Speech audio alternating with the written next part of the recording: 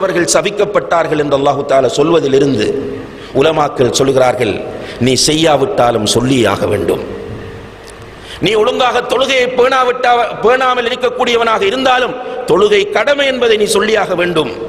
நீ ஒழுங்காக ஜக்காத் கொடுக்காதவனாக இருந்தாலும் நீ சொல்லியாக வேண்டும். சொன்னால் நீ செய்யவும் வேண்டும். ஒரு தாயி இருதலை கொள்ளி எறும்பு போன்றவன், ஒரு பக்கமும் தப்ப முடியாது.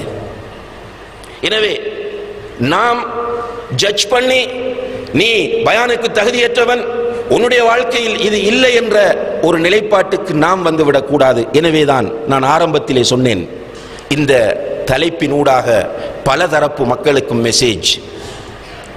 அதிலே இரண்டாவது மெசேஜ் யாருக்கென்றால் ஒட்டுமொத்த சமுதாயத்திற்கும். இன்றைக்கு நம் எல்லோரிடமும் இருக்கிற மிகப்பெரிய ஒரு பலவீனம் என்ன தெரியுமா? ஒரு ஹுத்பாவை கேட்போம், ஹுத்பா ஓதிக்கொண்டிருப்பார், அங்கும் இங்கும் தேடுவோம், ஷா இந்த தலைப்புக்குரியவர் என்று வரவில்லையே என்று ஏங்குகிறோம். ஹுத்பா முடிந்து வெளியே வந்தால் சொல்லுகிறோம், இவர் வந்தாரா என்று நண்பரிடம் கேட்கிறோம். இல்லை என்றா, அவர் கட்டாயம் வந்திருக்க வேண்டுமே என்று சொல்கிறோம். பயானுக்கு தாயிகள் போகும்போது தாயிகளிடத்திலே வந்து மக்கள் சொல்லுவது என்ன தெரியுமா? ஊரிலே இப்படி இருக்கிறது, அவர்கள் இப்படி இருக்கிறார்கள், இவர்கள் இப்படி இருக்கிறார்கள் என்று அவர்களையும் இவர்களையும் பற்றியே குற்றம் சாட்டி அவர்களுக்கு நீங்கள் பயான் பண்ண வேண்டும் என்று சொல்கிறார்கள். சொல்லப்பட்ட ஹுத்பா எனக்கு என்று எடுப்பது கிடையாது, சொல்லப்பட்ட பயான் எனக்குரியது என்று எடுப்பது கிடையாது. அடுத்தவர்களுடைய விஷயத்தில் நமக்கு இருக்கிற அக்கறை நமக்கு இல்லை, நம்முடைய விஷயத்தில் இல்லை.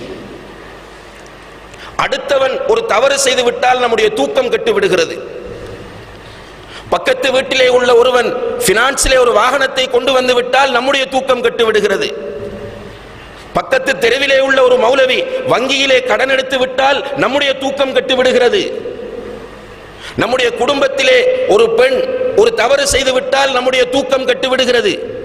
நம்முடைய ஊரிலே ஒருவர் ஒரு தவறு செய்து விட்டால் நம்முடைய தூக்கம் கெட்டு விடுகிறது. பள்ளிவாசலில் கூடினால் அதை பேசுகிறோம், கடைத்தெருவில் கூடினால் அதைத்தான் பேசுகிறோம், வீட்டில் குடும்பத்தோடு ஒன்று சேர்ந்தாலும் அதைத்தான் பேசுகிறோம்.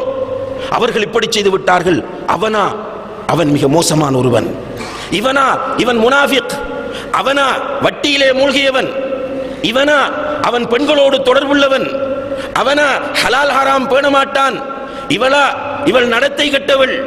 இப்படியாக அடுத்தவர்களை பற்றி பேசிக்கொண்டே இருக்கிறோமே தவிர நம்மை பற்றி நமக்கு எந்த கவலையும் இல்லை. கேள்வி பதில் நிகழ்ச்சிகள் நடத்துவோம். கேள்வி கேட்கும் போது அடுத்தவர்களை பற்றிய கேள்விகளை அதிகமாக வரும்.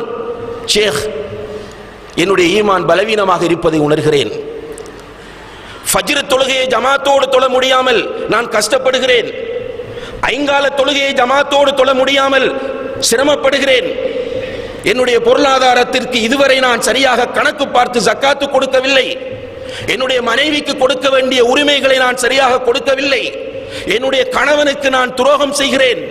இப்படியான நேரங்களிலே என்னை நான் நெறிப்படுத்திக் கொள்வது எப்படி என்ற கேள்வி கேட்கிறவர்களுடைய எண்ணிக்கை மிக மிக அரிதாக ஆகிக் கொண்டு வருகிறது.